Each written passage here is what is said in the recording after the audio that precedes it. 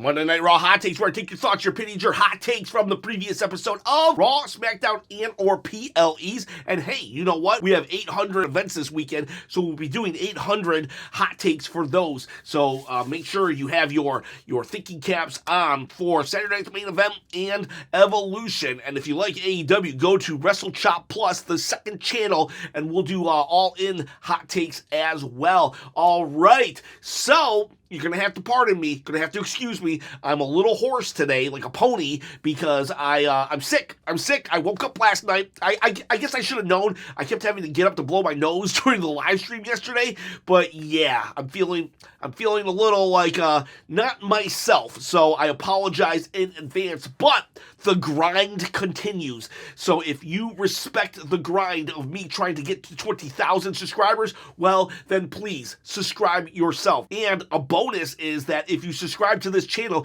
you are getting a channel where you are allowed to have a difference of opinion and you're not going to be attacked. No, for real. This community right here is a community in which we can enjoy wrestling and, believe it or not, still disagree with one another. You might love Rhea, you might hate Rhea, but we can love WWE together. And you can win a belt. You can win a belt also. At 20,000 subscribers, I'm going to give away this belt because I desperately want to quit my day job and I desperately want to hit 20,000 subscribers. So please, comment below, subscribe to the channel, hit that bell, ding, ding, ding, notification. I promise you, I will do daily videos until I hit 20,000 subscribers. So help me out. Give me a day off. Give me a day off by getting me to 20,000 subscribers. Sick or not, let's go. All right, so hot takes. We got Tunga. It's probably just me, but I feel like Seth isn't giving off number one guy energy at the moment for him being the number one guy, but it just doesn't feel right. No, you're not alone here. I think it's because he just keeps telling us that he's the number one guy, and we need to see that he's the number one guy. Roman would talk a lot of smack, and then he would go and demolish. He would go and destroy. By any means necessary, yes, he had his group help him, but Seth is just saying, I got the money in the bank, I'm awesome, I'm the future. He does that for 20 minutes, and then he does it the next week. And now his subordinates are just taking the microphone away from him. It's like he's not giving off number one guy energy at all. MFJSC, I'm not crazy about Seth's faction. Despite on paper the idea of a grizzled talent like Seth helping the Brawns out by forming a team sounds great on paper, it's not being executed well enough for me to continue caring about them. I get this. I definitely get this. On paper it sounds great, but I mean, honestly, on paper it doesn't even sound that great. You know why? Because it's Seth's faction. Why don't we have a name for them yet? It's the Brawns. Why are we calling them the Brawns? Like, for real. And that's not you, that's everybody. There's just missing components of this faction that just is such a head scratcher.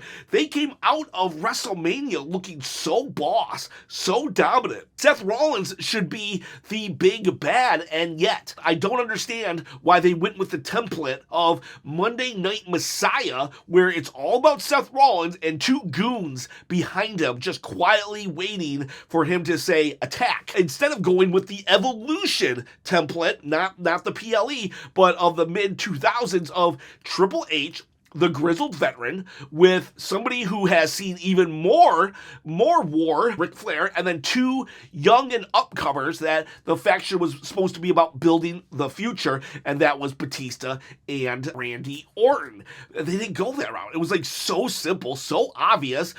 They shouldn't have brought in Bronson Reed, and they should have brought in Austin Theory, or Trick Williams, or Ethan Page, or like a plethora of other people, but fine, whatever. You brought in Bronson Reed, it could have still worked.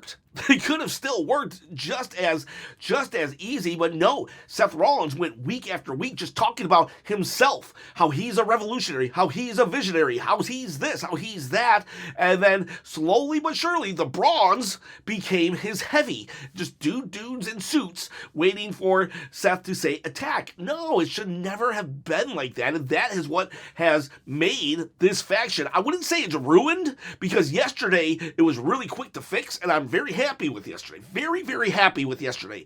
But I think that they had done so much damage with Seth, only talking about Seth and how he's the Money in the Bank holder, that they had to course correct so hard yesterday that we're going to lose like 3 or 4 months of just this slow tension between Braun and Seth, because yesterday Braun had to just snatch the microphone. He had to snatch the microphone so he could get some airtime, and I absolutely loved it, and I do give credit that they did course correct. Back in the day, Vince would just be like, nah, we're not course correcting. But back in the day, I think Vince would have got to this point in that Seth would have been talking about those guys this whole time. Seth should have been pouring life into these dudes, speaking how great they are over and over and over again. Braun Breakker told us last night that he had been sold on the idea that Seth and Paul Heyman had been saying that he would be the face for the next 20 years. That's the first I heard of that. That's the first I heard of that, because, like, Seth has not said that. He has not been saying that on the microphone. Behind the scenes, fine, yeah, right, whatever, they wrote that. But, like, we did not need him. He should not have gotten to that point where he had to grab the mic. We shouldn't be there yet. We shouldn't be there yet. They should be all on board, because Seth is still whispering things in their ears. Yes, we know that he's got them on his team so he doesn't have to deal with them, better my friend than my enemy. But to do so, he has to talk them up. He has to talk them up. He has to give them something. He has to give them something, but he wasn't. He wasn't giving them nothing.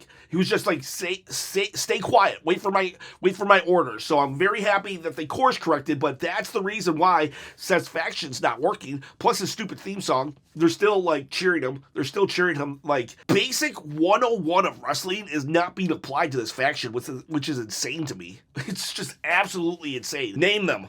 Get the fans to stop cheering them. Talk up your crew.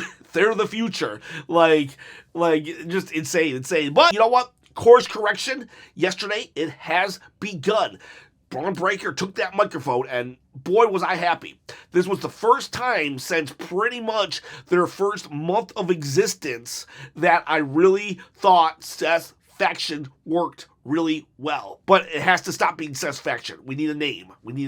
Martin Brody, do you think Braun Security should have tag team gold when Seth cashes in so they all hold gold? See, again, Braun Security, that goes back to J&J Security. We need a name for these guys, otherwise the fans will give them the name. I mean, even CM Punk called them Braun yet last week. But to answer your question, no, I do not want them to be tag team champions, because I feel that they are singles stars. I really do.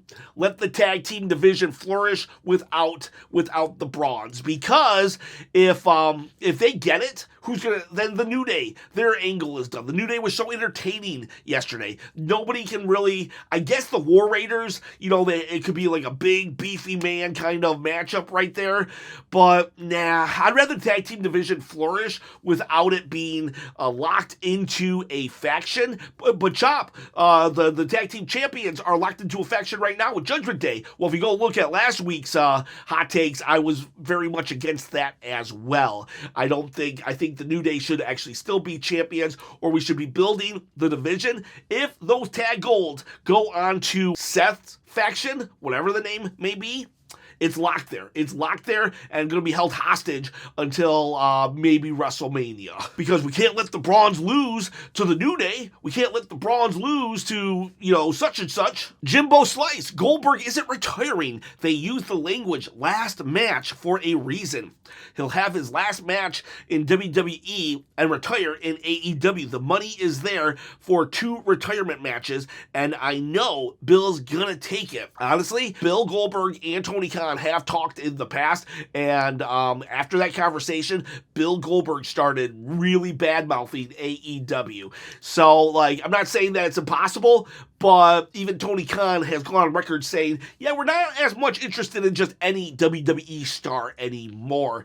And, who would Goldberg fight in AEW anyways? I mean, it could happen. My fear is this, though, that Goldberg, he's going to win against Gunther, and everybody's like, wait, what? No way. How could that happen? No, listen. He wins against Gunther, and he does what Daniel Bryan did in AEW. He says, when I lose, that's when I'll retire, and they'll just run run it back at SummerSlam and give Gunther the victory there. And they seem to love doing that with Gunther anyways. It's like when he loses, he gets his win back eventually. He did it with Jay, he did it with Sami, and I bet they do it with Goldberg. I would hate that.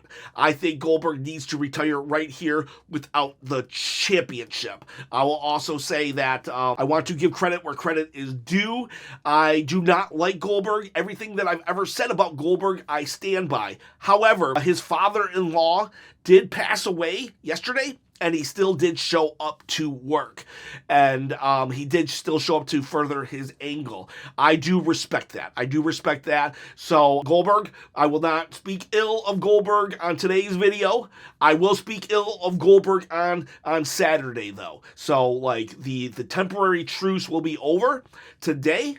But kudos to you, Goldberg, for showing up and putting the wrestling business first. I do appreciate that. Go for launch, Rockety, Tsunami!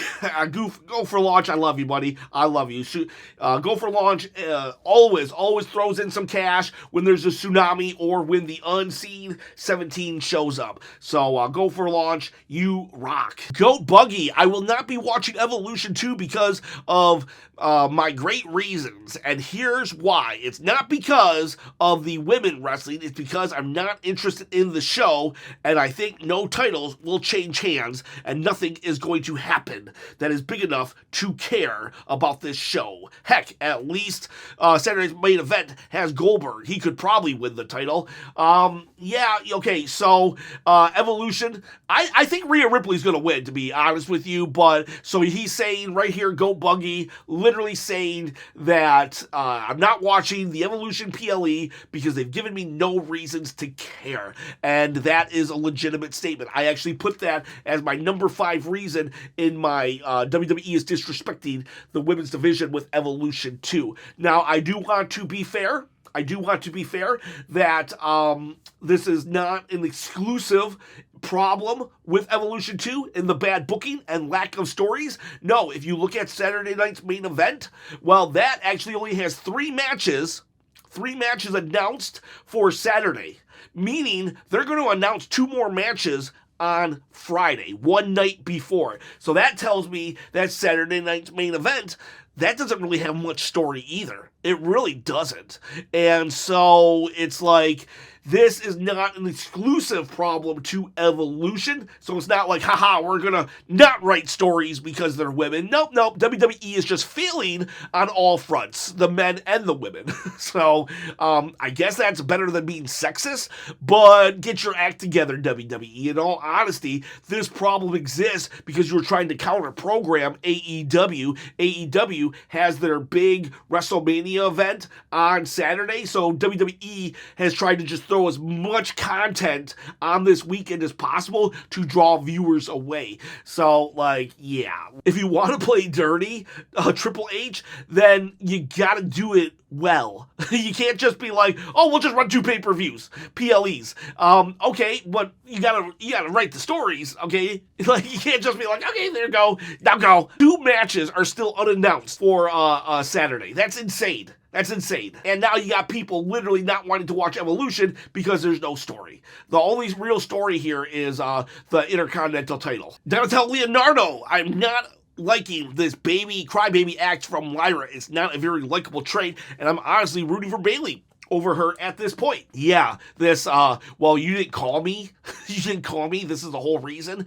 Like, for real, she did interrupt a match between Bayley and Becky. And she didn't really apologize. She was just like, well, I'm a victim too. But you still did wrong. Whether you're a victim or not doesn't give you the right to make other people the victim. You being a victim doesn't give you a blank check to do whatever the heck you want. You were wrong too, Lyra.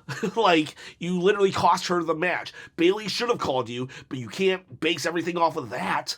Yeah, so it's like Lyra and Becky was building Lyra up, but adding Bayley in, well, it's kind of bringing Lyra down. And then also props to WWE for finally giving Braun to have some personality and be dominant, though it should have been done a month ago, but better late than never. Yeah, totally. What I said earlier. If Seth had been building him up, both of them up all this time, well, then we wouldn't have had to get to the point where he just snatches the microphone. And then he could snatch the microphone in 2 or 3 months. Tis Mickey, when did they decide that Sol Ruka and Zarya was going to fight for the tag titles at Evolution? I don't remember there being a match to decide that. But I mean, I think they're the only women's tag team, so I guess no other choice.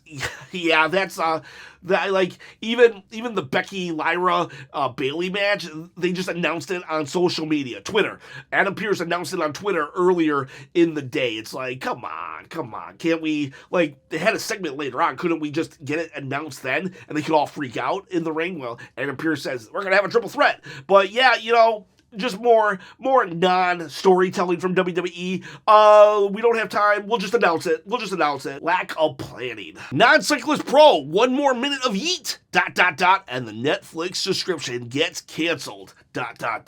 Honestly, I don't think it was bad yesterday. We had 2 minutes. Jey Uso came out. He yeeted for 2 minutes, right? And then they cut to commercial. And then when we got back, he was done eating. I'm totally okay with that. That's a normal entrance to me. If we want to give the best of both worlds, just cut to a commercial. That's 3 extra minutes of you can just yeet in the audience. So, like, I was totally fine. That was the perfect amount of yeets for me. Tracy Woods, we should now call Seth's group the Empire since they won't give us another name. Honestly, the Empire wouldn't be a bad name. It could be a play off of Roman, the Roman Empire. That's what they used to call Roman. And we all know Seth is trying to be Roman Reigns without him actually saying it. Plus, they made a reference to the Empire Strikes Back or the Empire Strikes First. So that's actually not a bad name. I'm glad that the Brawns, again, we just say the Brawns at this point, got to speak tonight. Possible hot take with an explanation. I think Chop should go ahead and tell his Goldberg story now. Get it out. And after Saturday, you will never have to deal with him again. I know you said 50,000, but getting it off your chest might be therapeutic. I'll go first with my negative Goldberg experience if you want. Ooh, Tracy, I'll tell you what. Again, I'm not going to, have disparaging remarks about Goldberg for this video, but the truth is over after this video. If Goldberg... the story's not even that good. Honestly, I really hate Goldberg, but it's not even that good of a story. I think it's been built up too much, but I'll tell you what. If Goldberg loses at Saturday's main event, and I don't ever have to see him again, after maybe the Monday after, I'll really consider it. Remind me next week. Let me know if Goldberg loses this weekend. But if he wins and I have to deal with him at SummerSlam, I don't want to talk about it. Ron Talks Tabletop. They haven't fixed the build for Evolution 2, but it's getting better. Kabuki Warriors are back. IC title match has an angle heated up. What are we doing with both of the world title matches, though? Yeah, it's getting better, but the problem still lingers. And, I mean, Rhea and Io got a video package. The problem is the video package is the entire build. Really, really lame. Seth's group looked strong last night. Agreed. Good showing for El Grande Americano. Agreed. And I still don't like Penta. I disagree. I do like Penta. But there are some issues with him. Martin, better show than normal, and it likely stems from much shorter matches. The one long match of the night, Roxanne and Kyrie, was terrible, full of botches.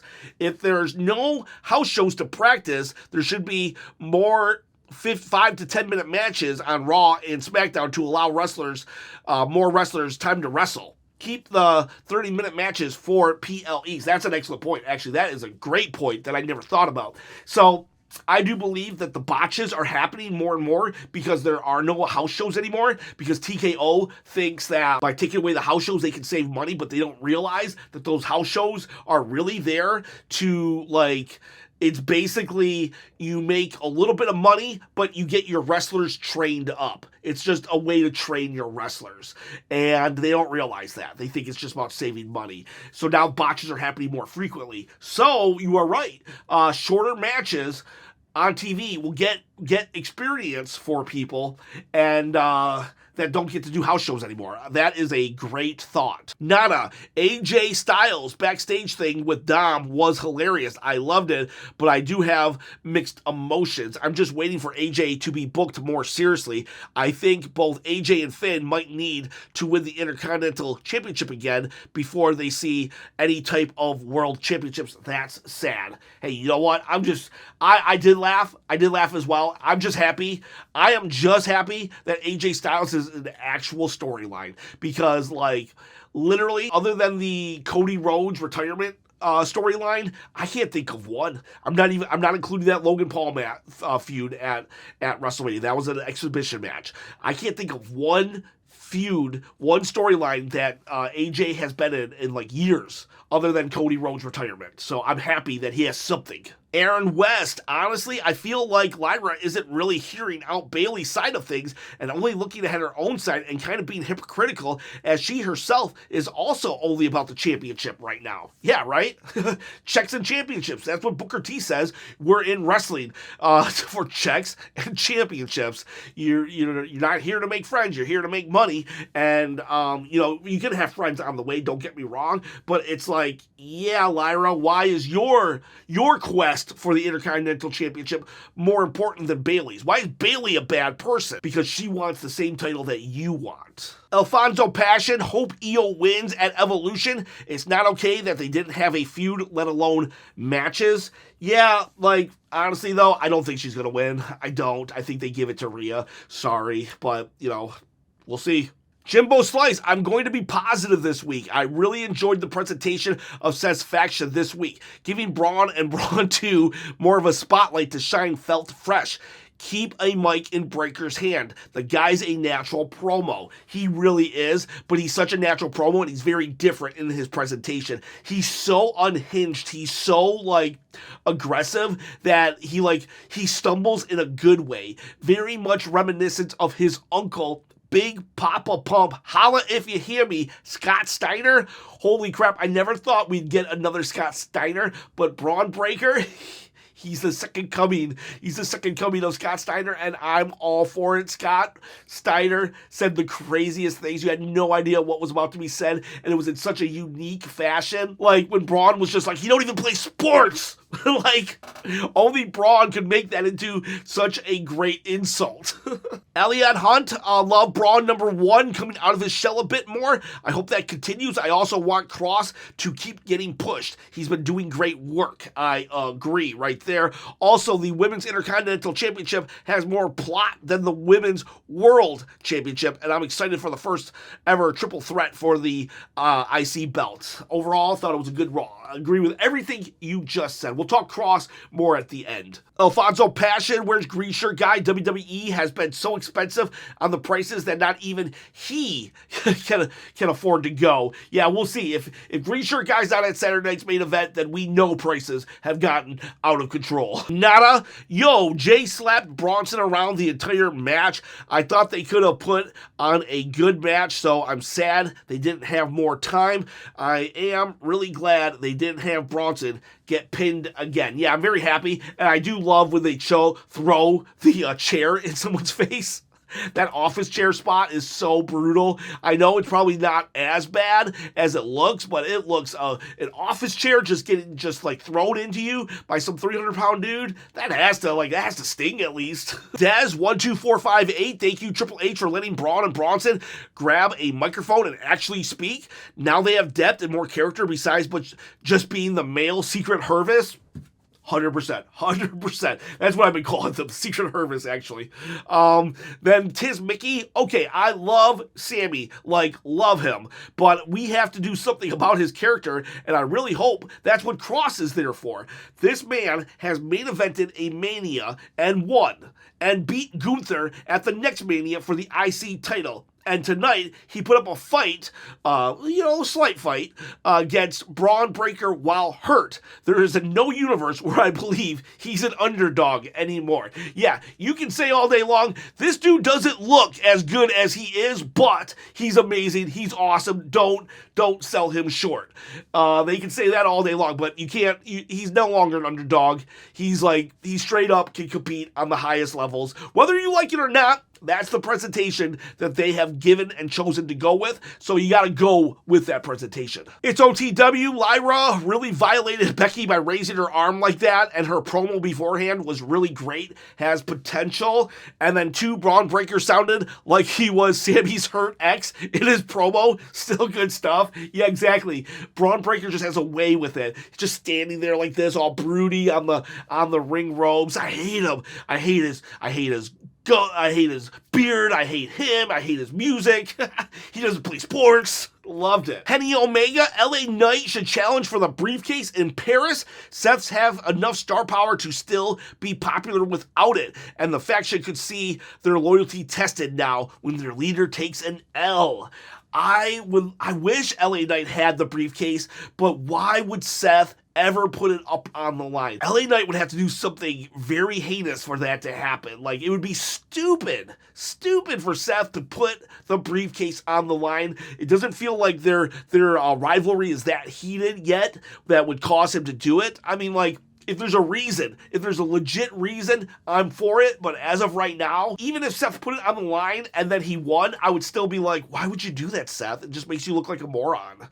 I mean, but I do agree. I would love for LA Knight to get it. I just can't see storyline why Seth would ever do it. Family-friendly PG guy. I really thought in the video LA Knight was going to challenge for the briefcase. He really hopes so. So you're not alone. I just don't see how it would happen. Chad Isaac says, pretty sure that's Omos under the mask. El Grande Americano. Honestly, I did a whole video on who Grande Americano is, and Omos, There's some points. There's some hints that it could be. Actually, you could be onto something, because Omos was brought back from Japan around the time that Grande Americano started to show up, and we have not seen Omos on WWE TV. So what if he's just under the mask? Just saying what if. I'm just saying what if. I'm not saying he is. I'm saying what if he is. DS Pose 6, Jey Uso and Sami Zayn are the most pointless, annoying wrestlers of the last 20 years. They are in an overrated storyline that has already spread too thin in 2022, the Bloodline. But since people had nothing better to hold on to because wrestling was in the toilet due to Vincent Kennedy McMahon being senile and the pandemic, they are now trying to manifest two mid-carders on a good day into being overprotected underdogs that never give up, bro, and are trying to become two Pirate King or something because they sell some t-shirts and people need to eat, or whatever the next excuse is.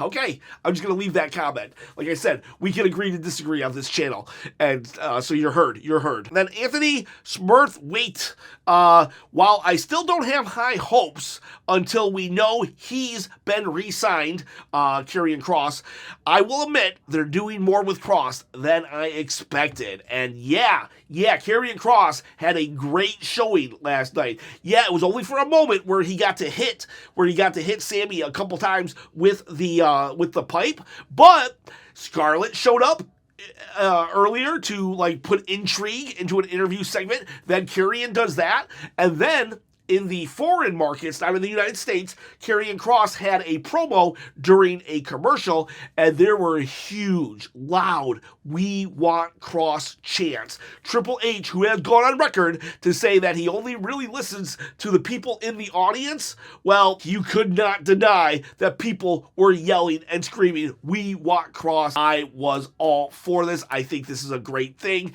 Karrion Kross, next month, August, is his do or die. That's when he signs or he goes to AEW. But I think he got hot at the right time. Karrion Kross, I'm very, very happy. Go look at the promo that he did during Raw, and it's undeniable. Undeniable, the crowd is loving the devil that we know. Yeah, be a little skeptical still. Be a little skeptical. WWE has definitely made mistakes in the past, but I think he's on his way. He is the number one. He is the only non-main event guy in the top 5 selling shirts. I think top 3 even. So, Karrion Kross, sign those papers. Boys, girls, thank you so much for watching this to the end. I appreciate it. Every time you watch a video to the end, it shows the YouTube algorithm that this was a good video. So, if you're here, you're a real one, and I appreciate you. Have a good day.